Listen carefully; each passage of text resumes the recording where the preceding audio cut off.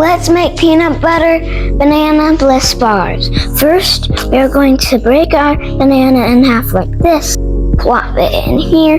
We're using a potato smasher to smash the banana. You can make your own oat flour. Just blend whole rolled oats. Let's add baking powder to the oat flour to make it rise. Put 2 scoops. Don't forget cinnamon.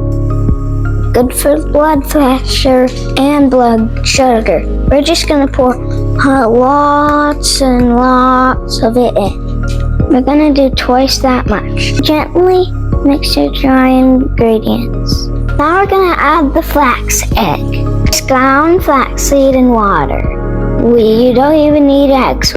We are going to pour our gel into bananas. Really high in omega-3s. Also using homemade date syrup. This will make it nice and sweet. Peanut butter. This will make it super rich.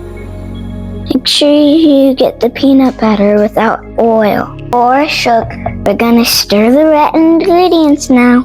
Now we're going to pour all this inside our baking sheet. Now we wait for the peanut butter cake.